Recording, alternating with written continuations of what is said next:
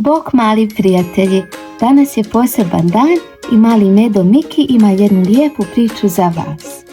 Danas ćemo pričati o Uskrsu. Znate li šta je to? To je veliki radosni blagdan kada slavimo Isusa. Ko je Isus? Isus je Božji sin. Bog jako voli sve ljude na svijetu, zato je Bog poslao Isusa na zemlju da nas uči ljubavi, dobroti i pomaganju drugima. Isus je imao mamu Mariju i oca Josipa. Isus je pomagao ljudima, liječio bolesne i učio sve da vole jedni druge i budu dobri. Što se dogodilo na Uskrs? Neki ljudi nisu razumjeli Isusa. Isus je umro na križu zbog nas, jer nas Bog jako voli.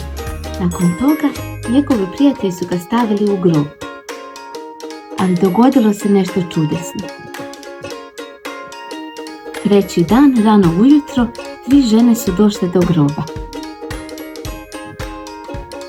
One su htjele posjetiti Isusa. Kad su došle, vidjeli su da je grob otvoren. Isus više nije bio u grobu. Isus je uskrsnuo. To znači da je ponovno živ.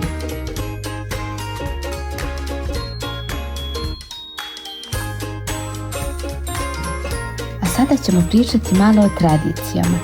Na Uskrs često bojimo jaja.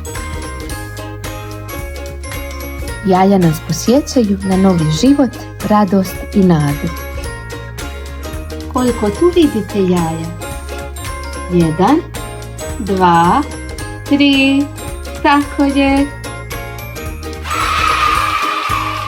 Koliko ima jaja u tim košarama? 1, 2, 3, 4, 5. Bravo! A koga još možemo vidjeti za Uskrs? Zeku! A sada ćemo zajedno brojiti koliko mrkvi Zeko može pojesti. 1, 2, 3, 4, 5. Bravo! Yummy! 1, 2, 3, 4, 5. Bravo!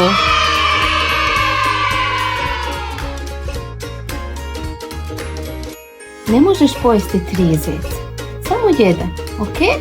Jer ako pojedeš puno, onda će te politi želudac. Ok, bravo. Uzeli smo mu 2, 1, 2 i onda mu je ostao 1. 1, 2, 3. 1, 2, 3.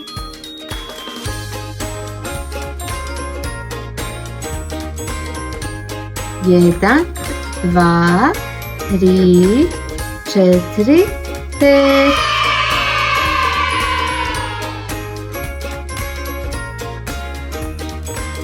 Draga djeco, koliko tu vidite čokoladnih jaja? 1, 2, 3, 4, 5. 1, 2, 3, 4, 5.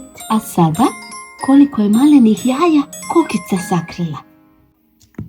1, 2, 3, 4.